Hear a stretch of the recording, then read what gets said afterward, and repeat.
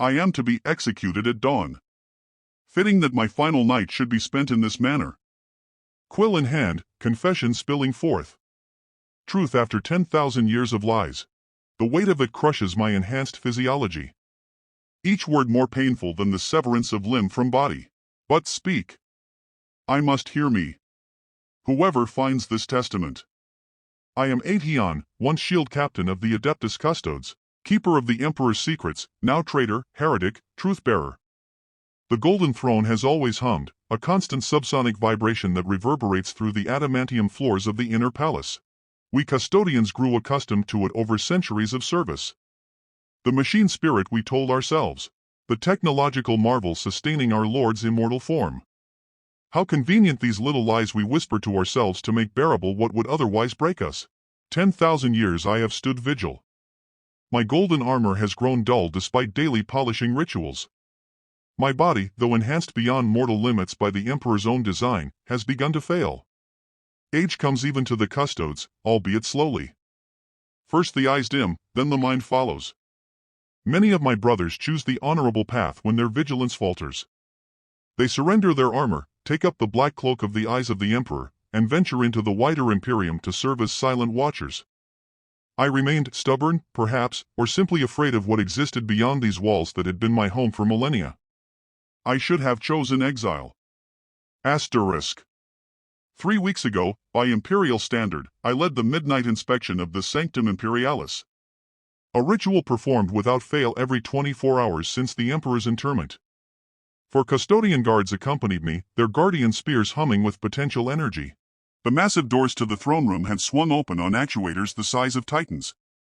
The incense was thick enough to chew. Servo skulls darted through the haze, their monotonous chanting adding to the chorus of tech priests who maintained the golden throne. The ritual was familiar, comforting in its unchanging nature. We processed toward the dais where the master of mankind sat enthroned, his withered corpse sustained by the ancient technologies of the Dark Age, his skull face forever frozen in silent agony. I had seen it countless times. Yet that night, something changed. A droplet, just one.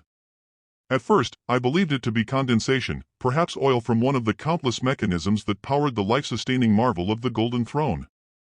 But as it caught the light, I saw its true nature. Blood, not the dried, ancient kind that had long since turned to dust in the Emperor's desiccated veins.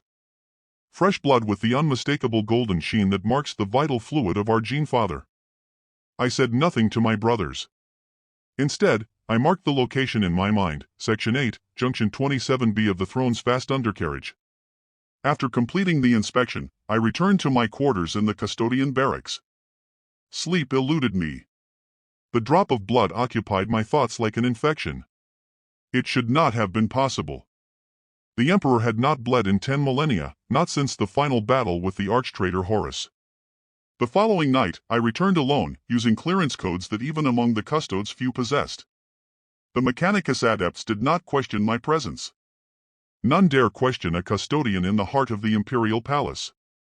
I examined the undercarriage of the throne, the precise location where I had witnessed the impossible droplet.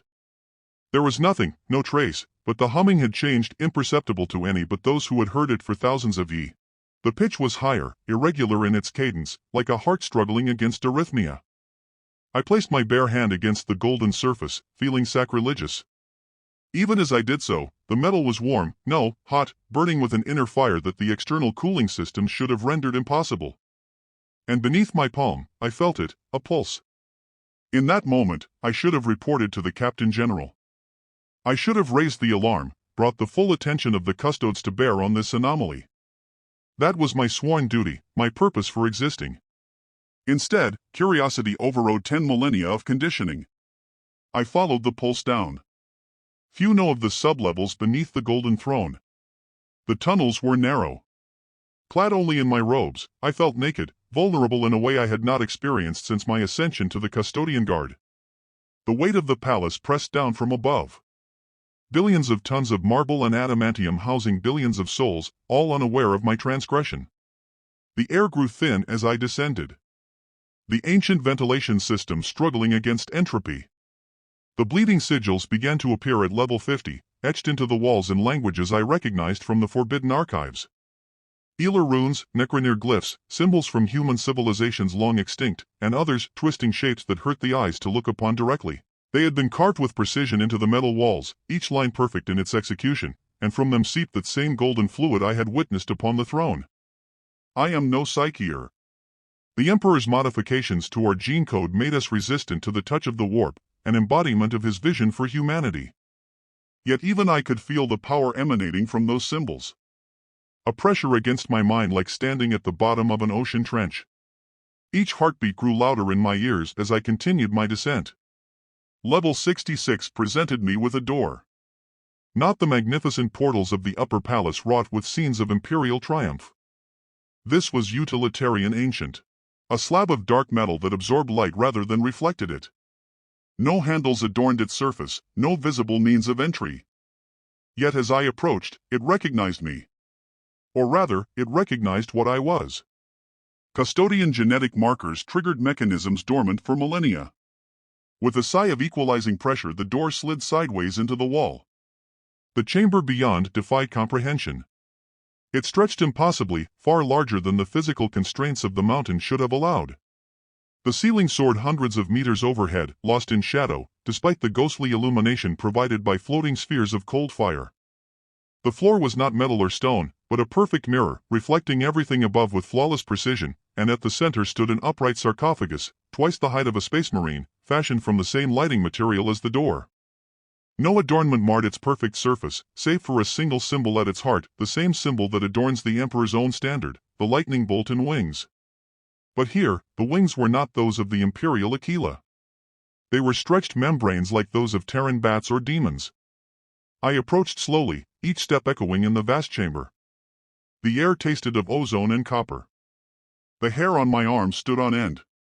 Power raw and untamed. Not the sterile energy of the throne's mechanics, but something alive, hungry. The sarcophagus had no visible seam or hinge. Yet, as I stood before it, a line of golden light appeared down its center. The crack widened, revealing darkness within. No, not darkness. Something that consumed light, a void that throbbed with negative radiance. From that crack emerged a voice, not sound as humans understand it, but direct communion with my mind. A voice I had heard only in dreams in ancient recordings. His voice Aetion, it said, my name in his mouth, a violation and a benediction. I fell to my knees. Tears streamed unbidden down my face. 10,000 years of faith and duty collapsed under the weight of that voice. The Emperor alive, conscious, speaking. Rise, the voice commanded. And I obeyed as I had been created to do. The crack widened further. Golden light spilled forth, blinding in its intensity.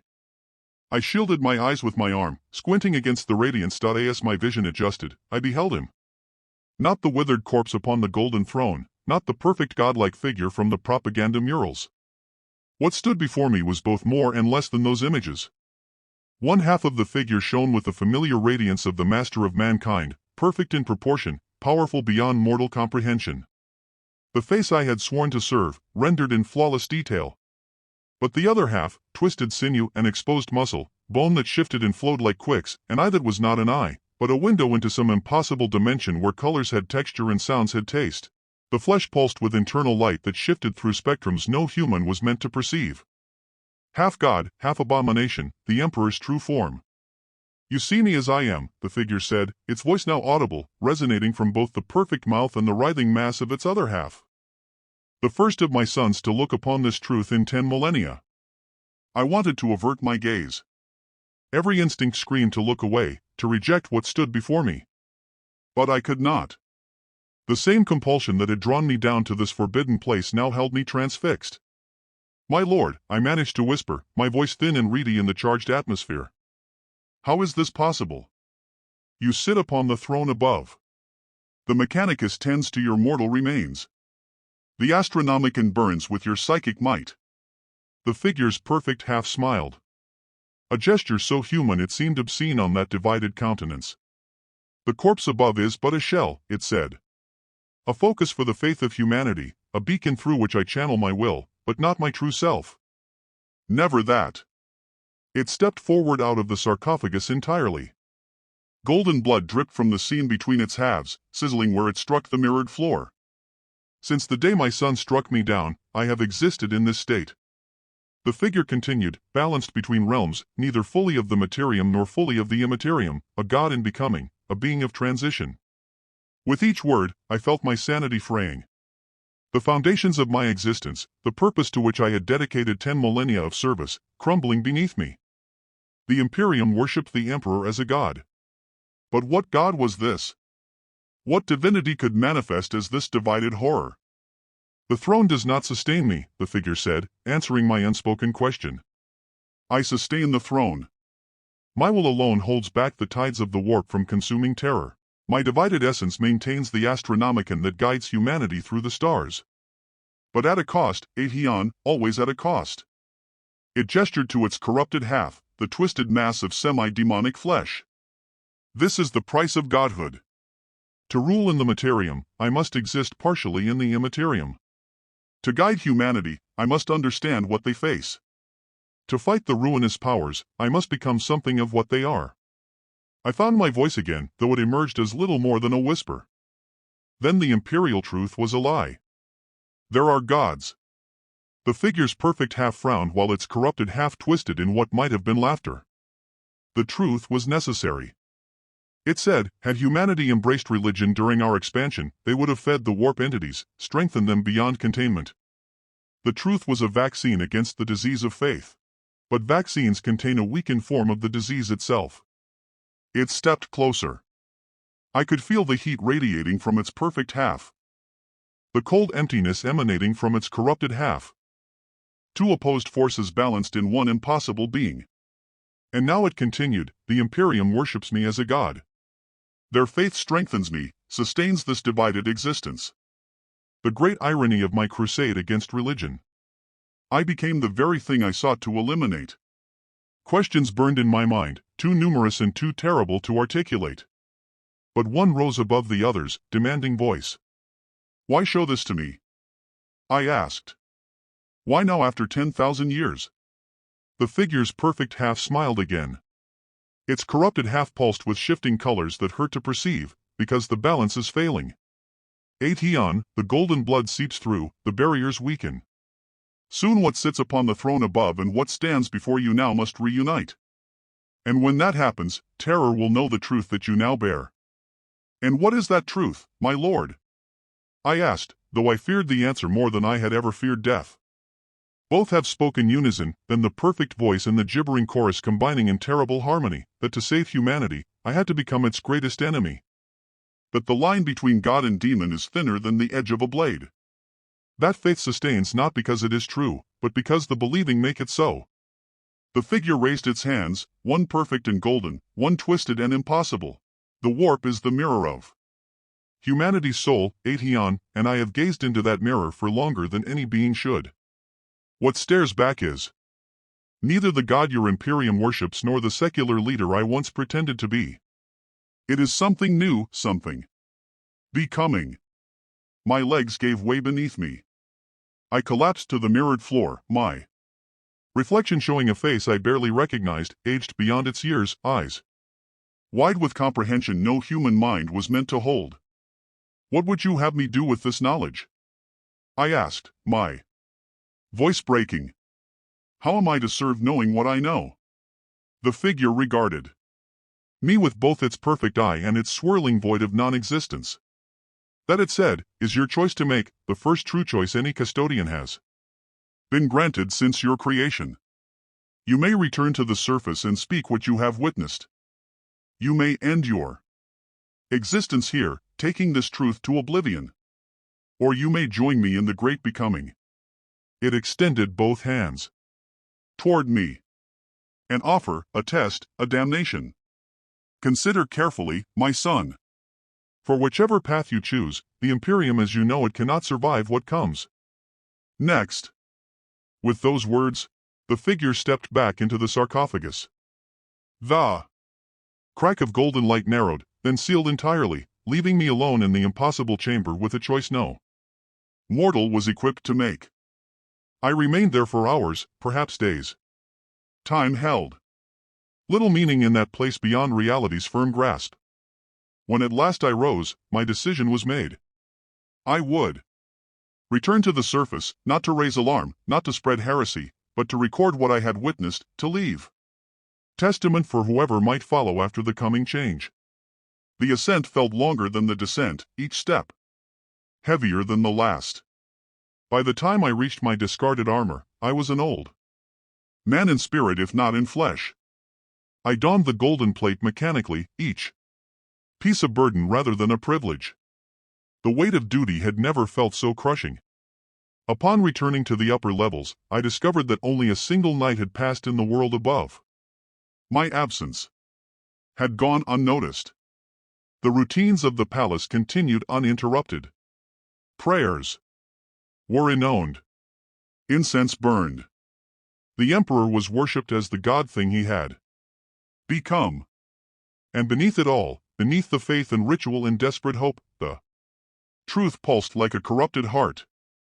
For 3 weeks, I maintained my duties. I led inspections. I stood vigil. I played the role that had been mine for 10 millennia. All while the knowledge ate at me from within. The perfect face and the twisted horror, the divided emperor, the god that was not a god but something stranger still. Today I broke during the evening inspection as we stood before the withered corpse upon the golden throne.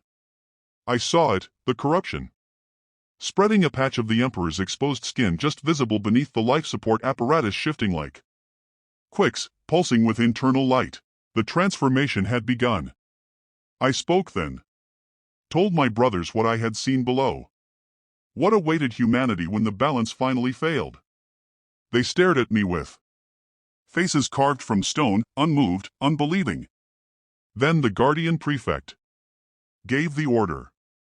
I was seized, my weapon stripped from me, charged with heresy of the highest order. The Captain General himself pronounced my sentence.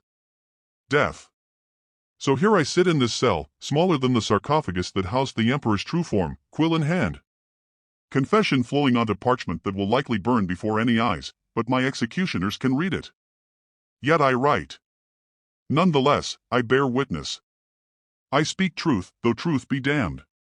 The Emperor is not what humanity believes. Neither corpse nor god nor secular leader returned. He is becoming something else. Something that straddles realities.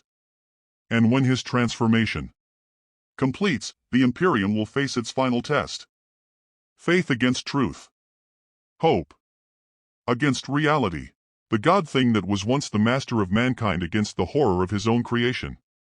Dawn approaches. I hear the tread of my brothers outside my cell. They come for me, golden in their righteousness, blind in their faith. I do not blame them. Once I was as they are, but I have seen the Emperor's true face, both faces, and I cannot unsee them. I am Aetheon, once shield captain of the Adeptus Custodes, keeper of the Emperor's secrets, now traitor, heretic, truth-bearer, and these are my final words. The golden throne bleeds, the god thing stirs, the Imperium ends. Hours pass differently in the cells beneath the imperial palace. Perhaps it has been days since I wrote those words. Perhaps mere minutes. My executioners have not come. The dawn I anticipated remains held at bay. Instead, my cell door opened to reveal the Captain General himself, Trey Genores. His magnificent armor gleaming in the dim light, his guardian spear held not as a weapon but as a staff of office. Rise, shield Captain Aetheon, he said, his voice betraying nothing of his thoughts. Your execution has been postponed. I stood on legs weakened by confinement and revelation. Has my heresy been reconsidered? Then remained impassive, his face as much a mask as his ceremonial helm. The tribune prefects have convened. Your words have raised questions. You will answer them before your sentence is carried out. So not pardoned, merely delayed. The Custodes value truth, even when that truth may prove uncomfortable. I should have expected nothing less. Valoris escorted me personally through corridors I had walked for millennia, now seeing them with new eyes. The grandeur of the Imperial palace, built to elevate humanity to its pinnacle, now seemed hollow, pretension constructed around a lie. The golden eagles and heroic statuary, the soaring arches and immortalized victories. All of it. Propaganda for a regime founded on carefully cultivated ignorance. We passed squads of custodian guard who turned their eyes from me, not out of shame or disgust, but from the superstitious fear that heresy might be contagious through mere observation. Only Valorous seemed immune to such concerns. But then he had stood closest to the Emperor for centuries. Perhaps he already suspected what I now knew. The chamber of Tribunal Exactus was a perfect circle cut from a single massive block of Terran marble dating back to the Unification Wars. The 12 tribune prefects sat in thrones arranged in a smaller circle at the center. No grand amphitheater, no audience. Custodian. Justice is a private affair. Our shame is our own. I stood before them. Unarmored, wearing only a simple robe. They remained encased in their full panoply of war, as if they expected violence from one unarmed man. Or perhaps they feared whatever truths I might speak would require physical defense. Shield Captain Atheon began the most senior tribune, his voice amplified by his helm's vox. You stand accused of heresy against the Emperor of mankind. You claim to have witnessed a manifestation of our Lord in the sub-levels of the palace. You claim this manifestation revealed truths that contradict 10,000 years of imperial doctrine. Speak now. Recount in full what you allege to have seen. And so did every detail, every word exchanged between myself and the divided emperor. I held nothing back. If my death was assured, then truth would be my final act of service. The tribunes listened in silence, unmoving, unreadable behind their ornate helms. When I finished, the chamber remained silent for long minutes. Then the senior tribune spoke. Again. You are not the first, Shield Captain. 5 words that shattered what remained of my understanding. Not the first, not the only one to have witnessed the Emperor's dual nature. I felt my legs weaken beneath me. Explain, I managed to say. The tribune's helm turned slightly toward Valorous, who gave an almost imperceptible nod. Permission granted. Once each millennium since the Emperor's interment upon the Golden Throne, a custodian has been drawn to the sublevels. Always one of high rank. Always one who has served with perfect loyalty, always one who has begun to show the first signs of age, and always they return changed. I found my voice again. The others, what became of them? Some chose silence, returning to their duties until age claimed them entirely. Others chose exile, joining the ranks of the eyes of the Emperor and vanishing into the wider Imperium. A few chose death, falling upon their own guardian spears rather than live with what they had learned. Another tribune leaned forward and some Shield Captain Atheon chose to speak as you have done. Those were given a final duty. I understood then the postponement of my execution was not mercy. It was reassignment. Valorous stepped forward, his guardian spear striking the marble floor with a sound like judgment. The Emperor's nature is beyond human comprehension. What you witnessed was but one facet of his divinity filtered through the limitations of your perception. The Imperium endures because faith endures, not because that faith is misplaced, but because it is necessary. Then you know, I said, looking from one tribune to another. All of you know what lies beneath what the Emperor has become, and still you serve. We serve precisely because we know, said the senior tribune. The alternatives are worse than the burden of this truth. The Emperor, divided though his form may be, remains humanity's only shield against the darkness. Would you have us cast aside that shield because its nature disturbs you? Put so plainly, the answer was obvious. Even knowing what I knew, the Imperium of man remained the only bull. Work against extinction, against the predations of Zenus and the corruptions of chaos. If the price of that Protection was worshipping a being caught between godhood and damnation. Was that price not worth paying? What would you have me do? I asked, echoing the question I had posed to the Emperor's divided form. Valoris approached, holding out a data slate. You will take ship to Titan, where you will join a conclave of those who share your knowledge. There you will add your account to the Codex Obscuros, the hidden record of the Emperor's true nature. Then you will be given your final assignment. I took the slate, its weight insignificant compared to the burden of knowledge I already carried. And what assignment is that? You will become the bearer of truth, said the senior tribune. When the time comes, when the Emperor's transformation reaches its culmination, humanity must be prepared. Not with lies, not with blind faith, but with understanding. You will carry the seeds of that understanding to selected individuals throughout the Imperium. Inquisitors, chapter masters, lord generals, those whose faith must be tempered with wisdom if they are to lead humanity through what comes next. I almost laughed. From condemned heretic to sanctioned missionary in the span of an hour. The irony was not lost on me.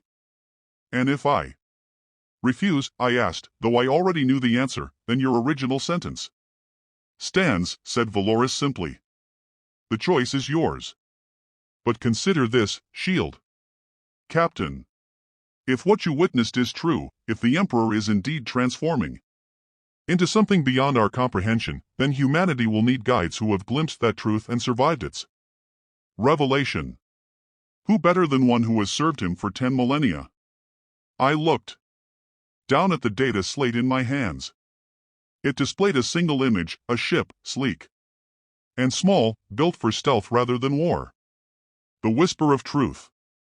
According to the designation beneath my chariot, should I accept this mission? How many before me have chosen this path? I asked. 9, replied the senior tribune. 9 in 10,000 years. The 10th carries special significance in imperial numerology, the complete cycle, the fulfillment of prophecy. Prophecy. Another word I would have dismissed as superstition mere weeks ago. Now knowing what I knew about the Emperor's nature, about the thinness of the veil between reality and the warp, I could no longer be so certain. I will need time to consider, I said, though in truth my decision was already made. Death would be simpler, cleaner. But if the Imperium faced transformation as profound as that occurring within the Emperor himself, then those who served it would need preparation. You have until moonrise, said Valoris. The whisper of truth departs for Titan with or without you aboard. Make your peace with your decision, Shield Captain. For whichever path you choose, there is no returning to what you were before. No returning. No undoing of knowledge, no erasure of the memory of that divided form, half radiance and half horror. The Emperor's true nature revealed to one deemed worthy to bear it.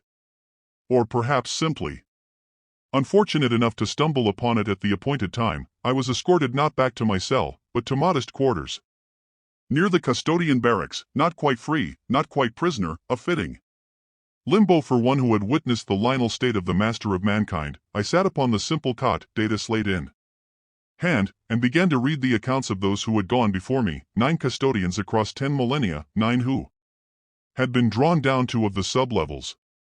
9 who had witnessed the Emperor's divided form. 9 who had chosen to bear that truth rather than escape it through death or denial. Their accounts varied in detail but aligned in substance. The Emperor neither fully material nor fully immaterial. The balance failing millennium by millennium. The transformation progressing inexorable as entropy itself. And through it all a pattern emerged.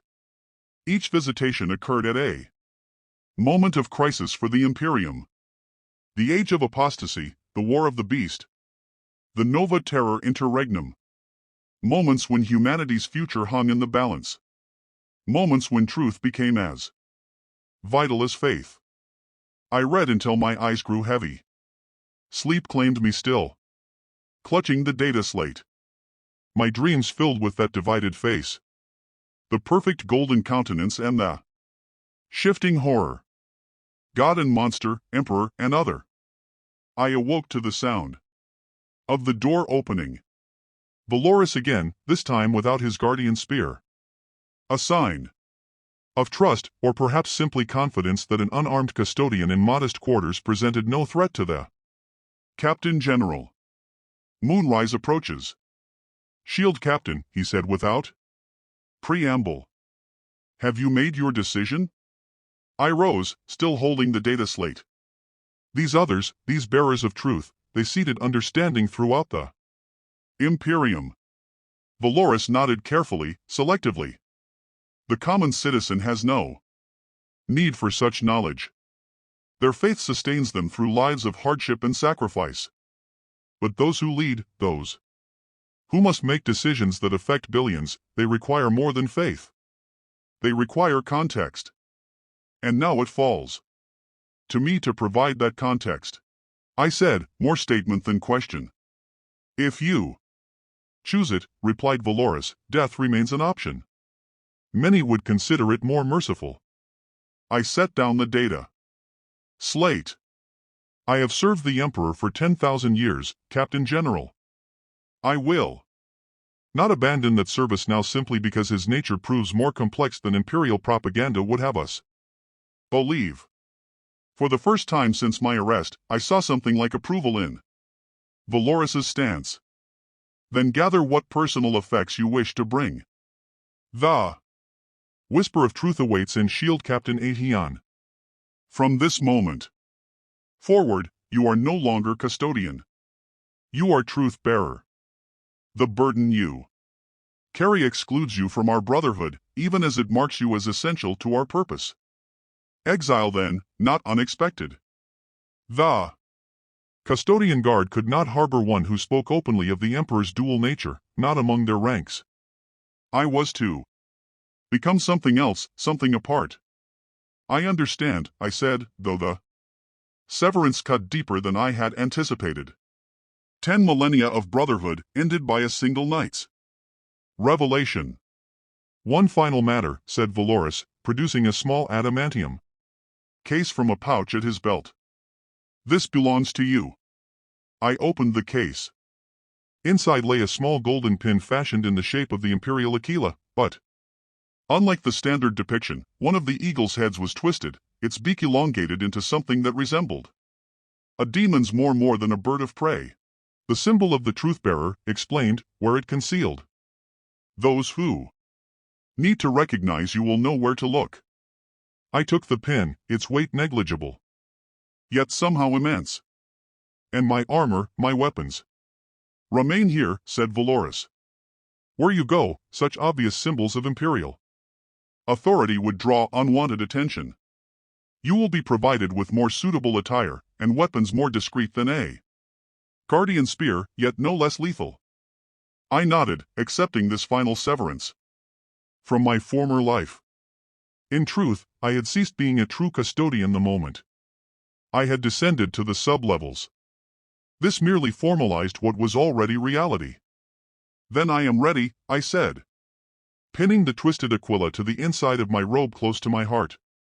A fitting place for such a burden. Valorous led me through seldom used corridors, avoiding the main thoroughfares of the palace where my passage might be. Noted. We emerged onto a small landing platform, one of thousands that dotted the massive complex. The whisper of truth waited, its hull a matte black that absorbed light rather than reflected it. No imperial iconography marred its surface. No declarations of allegiance or purpose, a shadow-given form. A robed figure stood at the boarding ramp, face concealed by a deep hood. As we approached, the figure looked up, revealing features I recognized despite the centuries that had passed since I had seen them last. Tribune Dionysian, I said, unable to keep the surprise from my voice. You were reported lost during the Third Black Crusade. The ancient custodian's face was lined with age far beyond what even our kind typically showed. His eyes, however, remained sharp as the day he had stood at the Emperor's side. During the War of the Beast. I was lost, Shield Captain Aetheon, he said. His voice a dry whisper. Lost to the brotherhood of the Custodes, but found. To a greater purpose. As you are now found. I looked to Valoris, whose expression revealed nothing. You knew, I accused. I suspected. Corrected the Captain General. Each bearer of truth selects their successor, guiding them toward the revelation through subtle means. Dionysian has watched your career for centuries, marking you as one whose mind might withstand the truth without breaking. Dionysian gestured toward the ship's interior. We have much to discuss, Aetheon. The conclave on Titan awaits. And time grows short. The Emperor's transformation accelerates. What took centuries now occurs in decades. Soon it will be measured in years, then months. The implication struck me like a thunderbolt. How long? I asked. Until completion? Perhaps a century? No more. After 10 millennia of balance, the scales tip increasingly toward transformation. What you witnessed in the sublevels is manifesting more frequently upon the throne itself. The Mechanicus reports anomalies they cannot explain. The Sisters of Silence speak of disturbances in the null field. The signs multiply. Valoris placed a hand upon my shoulder. A gesture of brotherhood offered for the last time. Go with purpose, truth. Bearer. Prepare the way. For in the Emperor's transformation lies either humanity's salvation or its extinction. And none, not even those of us who have glimpsed his dual nature, can predict which it shall be. I clasp his forearm. In the warrior's grip. One final connection to the brotherhood I had served for millennia. Guard the throne. Captain General. Whatever sits upon it, whatever it is becoming, it remains our only shield against the darkness. Until the stars themselves grow cold, he confirmed, completing the ancient custodian oath. With that, I turned and followed Dionysian into the whisper of truth. The boarding ramp closed behind us, sealing with a pneumatic hiss that sounded like finality. Through a viewport, I watched Valoris grow smaller as the ship lifted from the platform and angled toward the night sky. Terrar. The throne world. My home for 10,000 years. Now falling away beneath me. I felt its loss like physical pain. A severing more profound than the removal of limb or an organ. Yet mixed with that pain was something unexpected. Relief. The burden of pretense lifted. The exhaustion of maintaining faith in a life finally set aside. Dionysian led me to the ship's modest command center where 3 other robed figures waited. Their faces bore the unmistakable signs of advanced age, the slow deterioration that comes to even the genetically perfected bodies of the Custodes. Each wore the same unadorned robes, and upon their breasts, visible only when they moved in certain ways, glinted the twisted Aquila of the truth-bearers. Brothers, Dionysian addressed them. I present Aetheon, once shield captain of the Hegemon Guard, now the 10th bearer. They regarded me with eyes that had seen too much, gauging, assessing, determining whether I was truly ready for the burden I had accepted. He has seen the Emperor's dual nature, asked one, his accent marking him as ancient even by custodian standards. The archaic Terran cadence of the Unification Wars still colored his speech. He has confirmed Dionysian, and like the 9 before him, he has chosen truth over comforting lies. The Ancient One nodded, seemingly satisfied. Then we are complete. The cycle fulfills itself. Cycle? There was that word again. Explain, I demanded, my patience for cryptic pronouncements wearing thin after all I had endured. Dionysian gestured for me to sit at the circular table that dominated the command center. The other truth-bearers joined us, forming a ring of weathered faces and ancient wisdom. The Emperor's foresight did not end with his interment upon the golden throne, began Dionysian. Even divided between Materium and Immaterium, he planned for what would follow. The creation of the Truthbearers was his design, not ours. A contingency against the day when faith alone would no longer sustain the Imperium. One of the others, a woman whose face bore the marks of augment reconstruction around her eyes, continued, every 1,000 years, one custodian is drawn to witness the Emperor's true form, one who has the mental fortitude to comprehend without breaking, one who can carry the truth to selected individuals throughout the Imperium. And I am the 10th, I said. Understanding dawning. But why is that significant? Why does the cycle fulfill itself with me? The Ancient One leaned forward, his withered hands clasped before him. Because the Emperor prophesied that the 10th witnessing would mark the beginning of his transformation's final phase.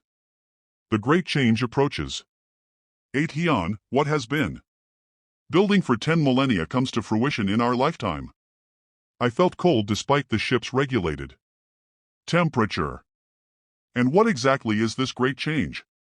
What does the Emperor become when his transformation completes? The 4 Truthbearers exchanged glances, a silent communication born of shared burden. We do not know with certainty, admitted Dionysian. Each of us has witnessed the Emperor's dual nature, but none has received clear revelation of the endpoint. We have theories, extrapolations based on patterns observed over millennia. But the truth is the transformation may be unique in the galaxy's history. A human becoming divine while simultaneously embracing the Immaterium without succumbing to its corruptions. The Primarchs were his first attempts, said the woman. Beings of both realms, material and immaterial, but they proved unstable. Half turned to chaos. The other half proved insufficient for his ultimate purpose, which was, I asked.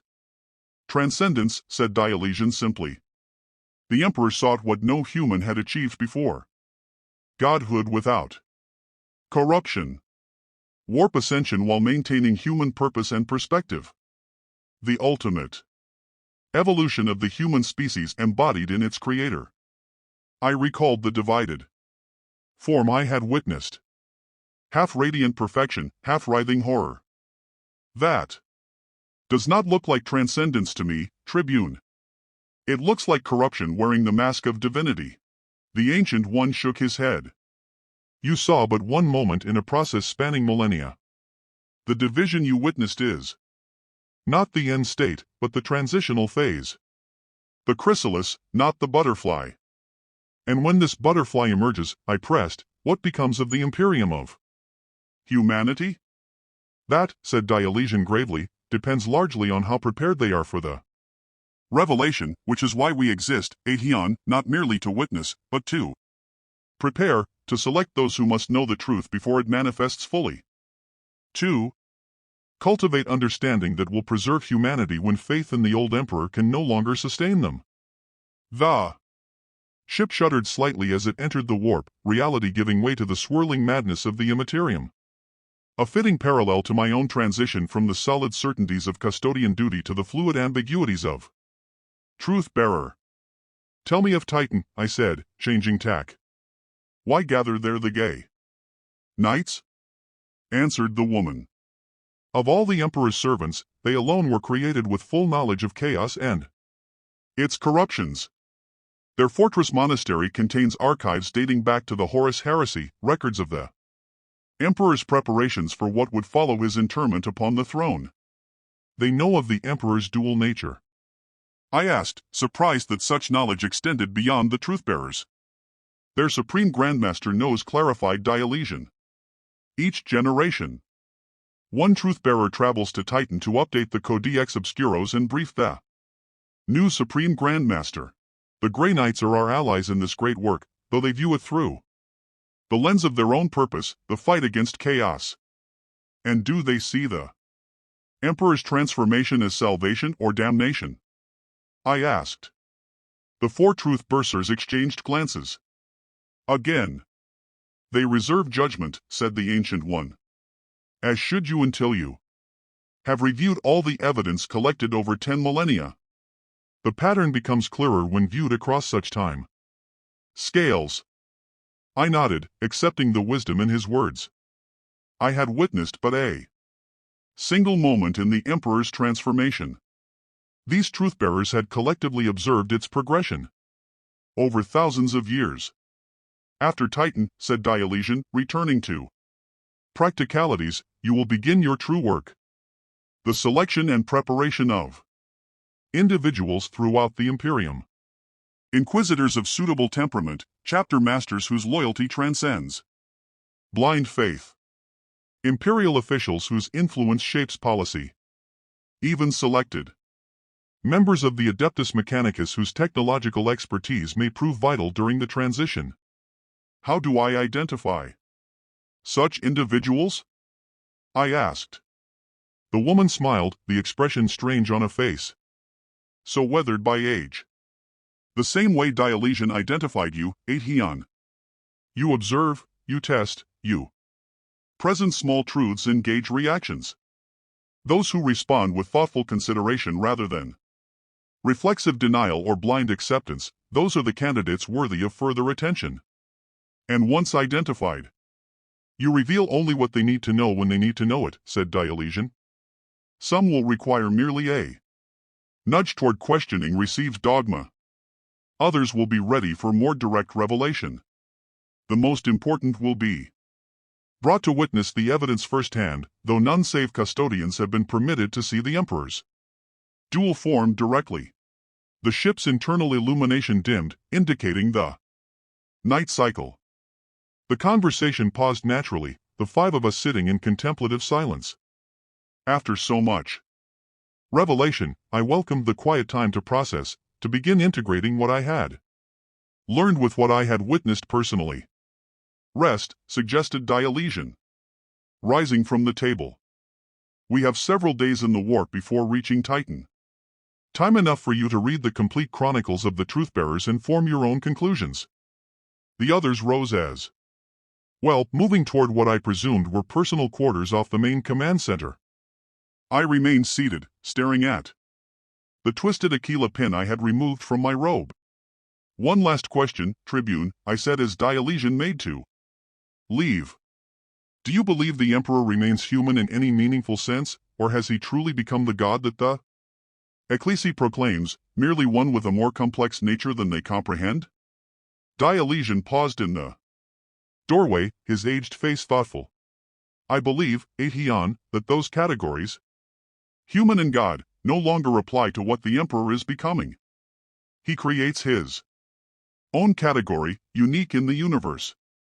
Whether that uniqueness proves humanity's salvation or its undoing remains to be seen, and may in fact depend on the actions of those who know the truth.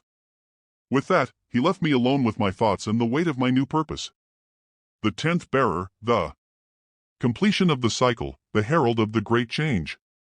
I slept little that night cycle. My mind too full of implications and possibilities. When exhaustion finally claimed me, my dreams were filled with that divided face, the perfect golden countenance and the shifting horror. But now in dreams, I saw something more.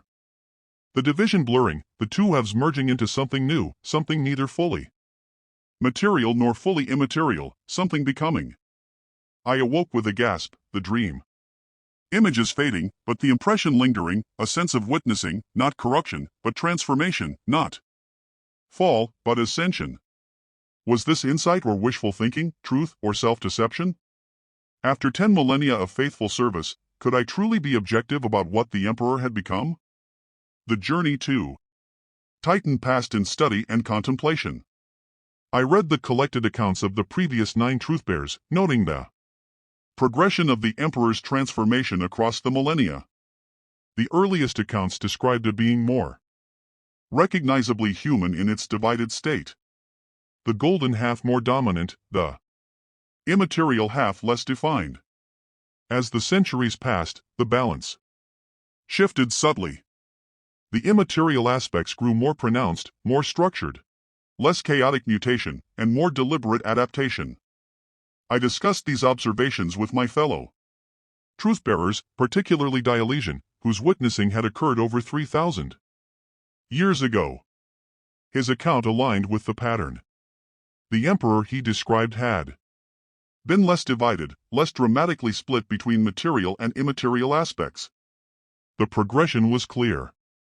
What had begun as minor infiltration of immaterial elements into the Emperor's essence had developed into the fully divided being I had witnessed. And the end point? I asked Dionysian as we stood on the observation deck, watching the swirling madness of the warp through void shields and sanctified viewing ports. If the pattern continues, does the immaterial eventually consume the material entirely? Perhaps, he admitted, or perhaps the material and immaterial achieve a new synthesis, neither one nor the other, but something that transcends both. The ancient Eldar achieved a form of godhood before their fall. The chaos powers represent another path to divinity, though one corrupted by the worst aspects of sentient desire. The Emperor may be forging a third path, one uniquely human in its conception. But at what cost? I wondered aloud. The Imperium is built on the belief in a perfect, unchanging Emperor. A secular leader turned divine through humanity's need for faith, perhaps, but recognizably human in origin and purpose. What becomes of that Imperium when faith confronts the reality of what sits upon the golden throne? Dionysian's weathered face remained impassive. That Aeon is the question that has occupied the truth-bearers for 10,000 years. And why our work grows increasingly vital as the transformation accelerates. The Imperium must evolve alongside its master or it will shatter when the chrysalis finally opens. On the 7th day, we emerged from the warp into the Saturn system. Titan loomed before us, its atmosphere a toxic soup shrouding the fortress monastery of the Grey Knights. No orbital defenses challenged our approach. The whisper of truth was expected, its unique signature recognized by systems put in place millennia ago for precisely this purpose. We landed in a secluded hangar far from the main fortress complex. No honor guard greeted us. No formal reception. The Grey Knights valued secrecy above ceremony. A single Terminator armored figure awaited us, the weight of his presence marking him as no ordinary battle brother. Supreme Grandmaster Drago, said Dionysian, bowing his head slightly in acknowledgement. We bring the 10th bearer as was foretold. The massive figure regarded me with eyes that had witnessed the raw stuff of chaos and remained uncorrupted. Then the time approaches, he said, his voice resonating within his helm. The archives have been prepared. Follow me. We processed through corridors carved from Titan's bedrock, warded with sigils of banishment and protection.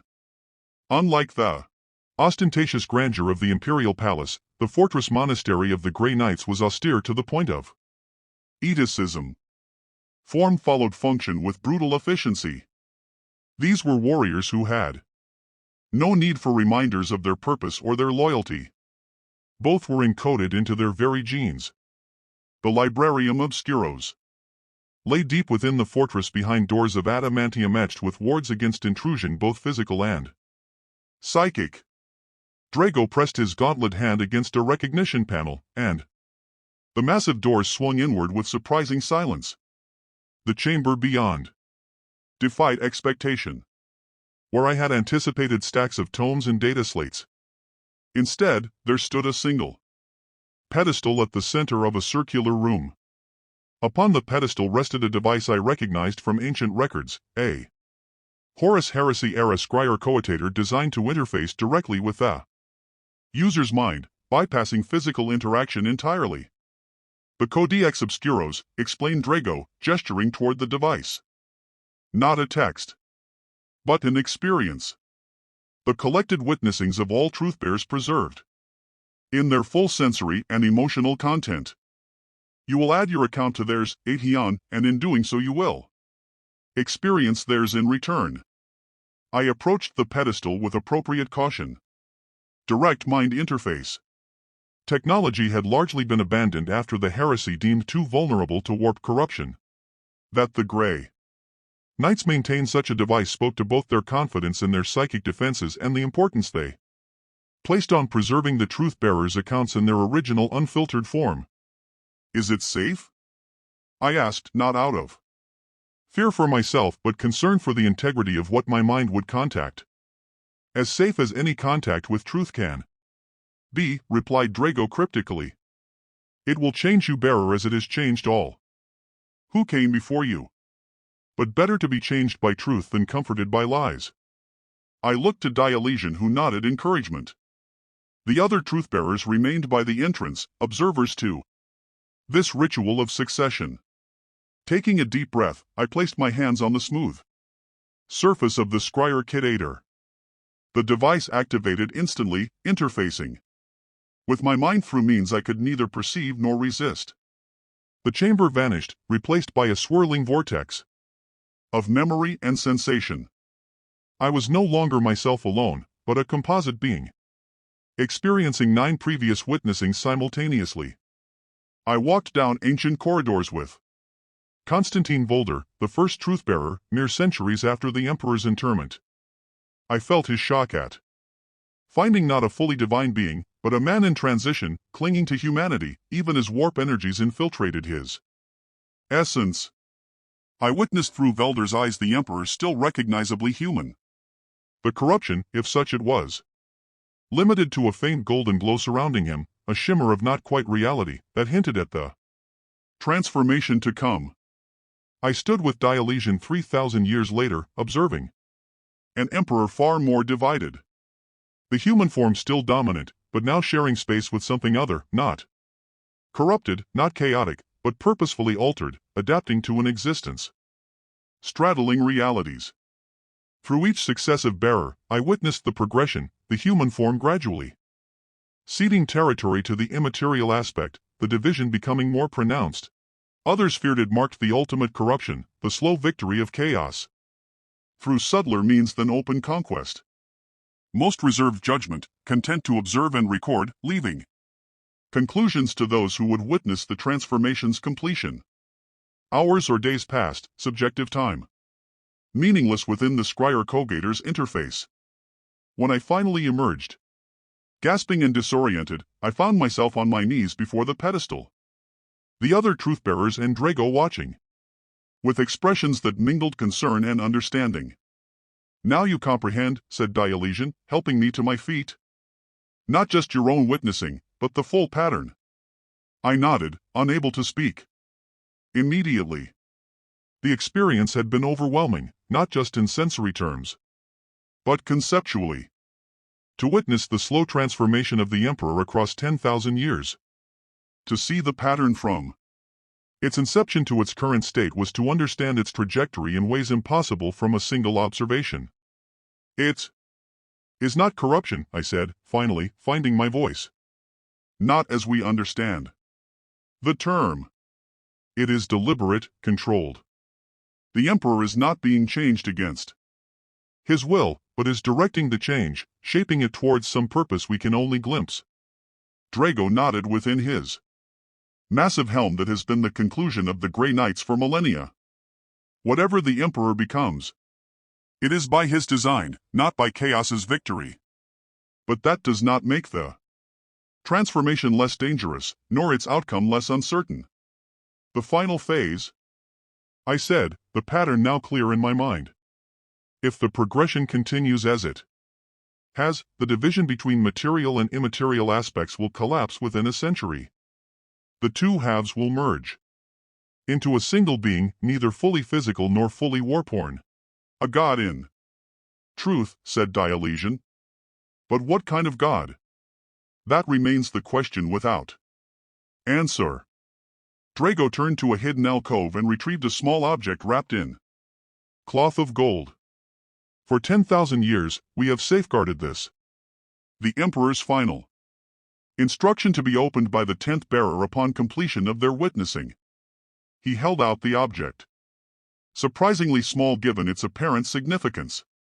With hands that trembled slightly despite my custodian training, I unwrapped the cloth, a data crystal. Ancient technology, its surface etched with symbols that predated the Imperium itself. I recognized them from historical records of the unification wars. The Emperor's personal cipher used before he had adopted the Imperial Aquilor as his symbol. It has never been accessed, said Drago. None possess the authority, nor I protested. I am merely the 10th bearer, not the Emperor himself. The crystal is keyed to activate only for the 10th bearer, explained Dionysian. It contains the Emperor's contingency instructions, his guidance for the Great Change. I held the crystal, feeling its weight, both physical and metaphysical. The final word of a being in transition between humanity and godhood, the last fully human thoughts of the master of mankind before his transformation progressed beyond recall. How do I access it? I asked. Drago gestured to a reader set into the wall beside the scryer Kidator. It is prepared with reverence bordering on religious, despite my newfound understanding of the Emperor's true nature. I placed the crystal into the reader. The device hummed to life, projecting not words or images, but a direct mental impression. The Emperor's mind touching mine across 10 millennia. Not the divided being I had witnessed beneath the palace. Not the God thing of imperial faith. The man, the human being, who had unified terror and led humanity to the stars. His mental voice was strong, clear, undiminished by time or transformation. Bearer of the 10th witnessing. You observe me now in my transitional form, divided between what I was and what I am becoming. Know that this division is necessary. The path to transcendence requires understanding of both material and immaterial realities. I cannot guide humanity by remaining purely physical, nor can I protect it by becoming purely warp entity. The mental voice paused as if gathering thoughts. Even in this recording, the Emperor's mind was overwhelming in its complexity and power. What you have witnessed is not corruption but evolution. The necessary adaptation of humanity's guardian to threats that exist beyond physical reality. The ruinous powers corrupt because they reflect humanity's darkest aspects given form and consciousness within the warp. I seek a different path. The elevation of humanity's noblest aspects into a form that can oppose chaos on its own terms. Images accompanied the words. The Emperor's plan unfolding across millennia. The deliberate sacrifice of his physical form, not in defeat, but as calculated strategy. The golden throne, not merely life support, but chrysalis, the faith of quadrillions of humans, not wasted energy, but carefully channeled power directed towards specific transformation, rather than random godhood. When the great change completes, I will emerge neither human nor god, as commonly understood. A being of both realms, capable of acting in both simultaneously. Humanity's first truly evolved form, the template for what the species must become if it is to survive the predations of both physical and metaphysical enemies. More images. A future where humanity evolved along similar lines. Not corrupted by chaos, but transcending the limitations that made chaos possible. Beings of both matter and energy, body and soul in perfect harmony rather than eternal conflict. The balance could collapse toward corruption rather than transcendence. The power I have accumulated through human faith could dissipate uselessly into the warp, or worse, be captured by the ruinous powers and turned against those it was meant to protect. The mental voice grew more urgent, more focused. This is why you exist, 10th bearer. You and those you will select. And prepare. The great change approaches its culmination. When it occurs, humanity must be ready. Those who lead must understand what is happening. They must not respond with fear or rejection, but with acceptance and adaptation. The Imperium must evolve alongside its master, or both will perish in the coming storm. Final instructions followed. Names and locations. Individuals throughout the Imperium who had been subtly prepared by previous bearers. Others who would be receptive to the truth by disposition or circumstance. A timeline for revelation carefully calculated to coincide with the final phases of the Emperor's transformation. 108 years. The voice concluded. That is what remains before the chrysalis opens. Use this time wisely, bearer, for what emerges when the golden throne fails will determine humanity's fate for eternity to come. The projection ended. The crystal going dark in the reader. I stood motionless, my mind struggling to process what I had received. Not just information, but purpose. Clearer and more defined than anything I had known in 10,000 years of custodian service. The Emperor was not dead, not a corpse sustained by machinery and faith, not a helpless victim of the archtraitor's final blow. He was transforming, evolving, becoming something unprecedented in the galaxy's history. And he had planned for this moment, this cusp of change since the day of his interment. Now you understand, said Dionysian, observing my expression, why the truth-bursers exist, why faith alone cannot sustain humanity through what comes next. I nodded, unable to form words adequate to the revelation I had received. The sheer scale of the Emperor's design stretching across 10 millennia, calculating each step in a transformation that would culminate in something neither human faith nor human science had prepared for. The question remains, said Drago, his voice solemn, even through his helm's vox emitters. Is this truly humanity's salvation? Or has the Emperor, in his long isolation, created a justification for what is in the end? Surrender to the same forces he once opposed? Not even the Grey Knights can answer this with certainty. Perhaps. Certainty is not required, I replied, finding my voice at last. Perhaps what matters is not the end point, but the journey. The Emperor evolves. So must humanity. So must the Imperium. And that, said Dionysian with something approaching satisfaction, is why you were chosen. Aetion, you understand that truth is rarely comfortable but always necessary. Drago gestured toward the chamber's exit. You have much to discuss with your fellow bearers. A strategy to formulate. I will return in 3 days to hear your planned course of action. With that, he departed, leaving the 5 truth-bearers alone in the ancient chamber. We gathered around the now dormant scryer Coggator, each lost in contemplation of what had been revealed. 108 years, said the woman, breaking the silence. Barely a heartbeat in imperial timescales.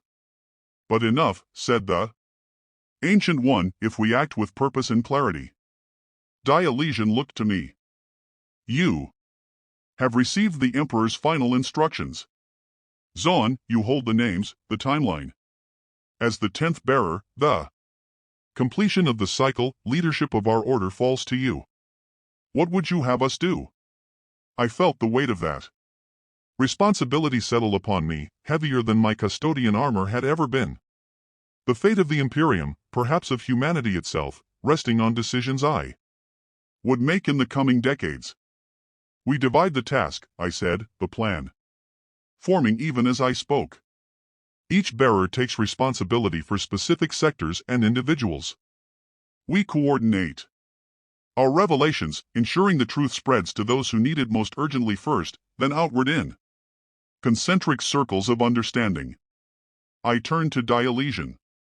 You have served longest. Your insight into the previous bearer's work is invaluable.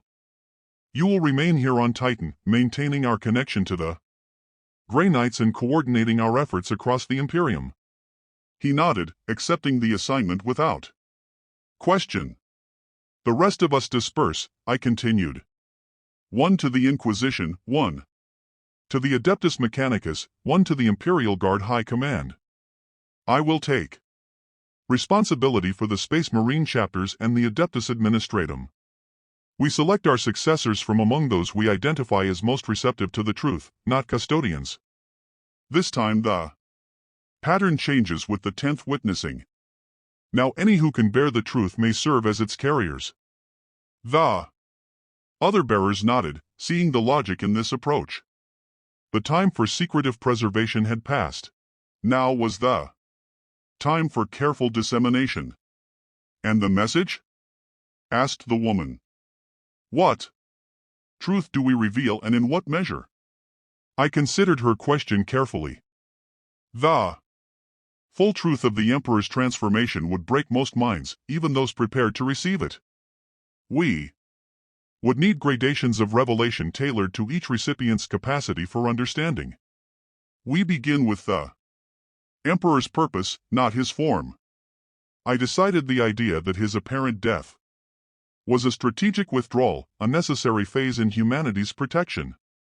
We present the Golden Throne not as life support, but as chrysalis. We speak of emergence rather than corruption, of transcendence rather than damnation. And for those ready for deeper truth, ask the Ancient One.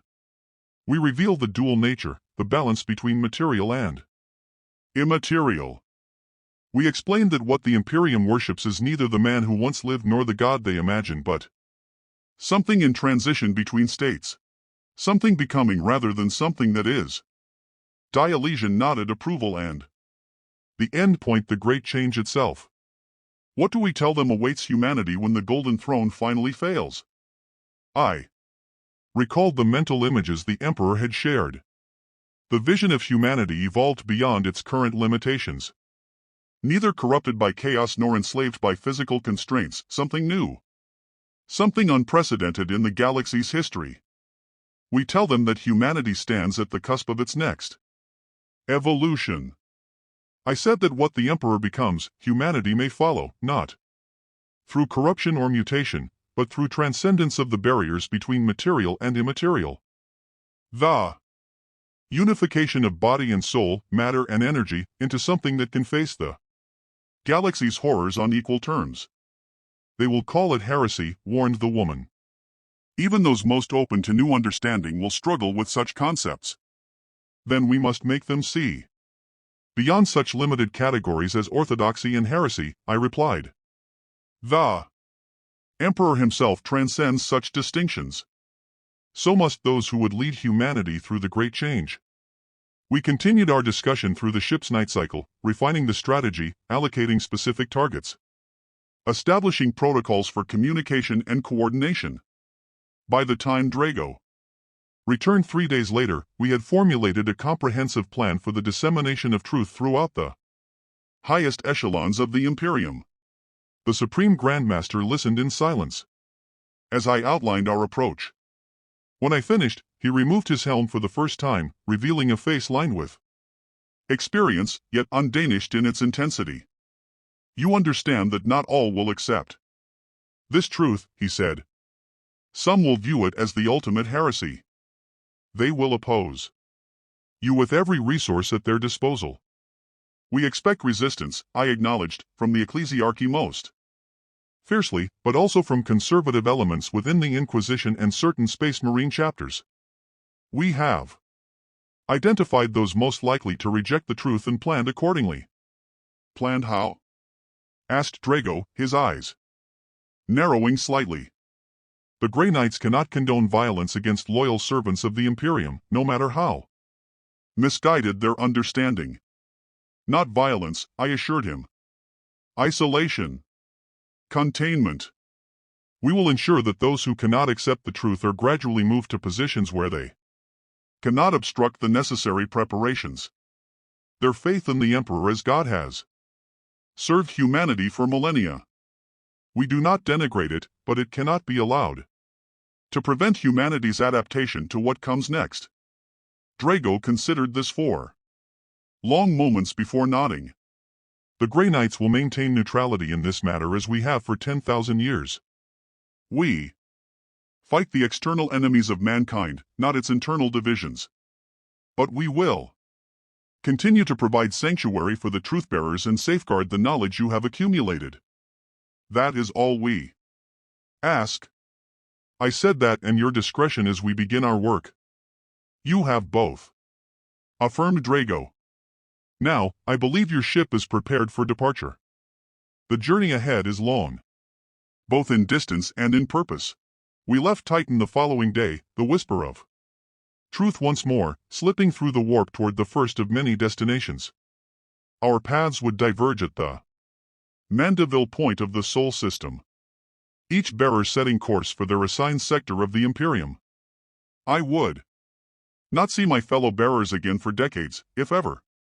Our work would continue separately, but in concert, guided by the Emperor's final instructions and our shared understanding of the great change to come.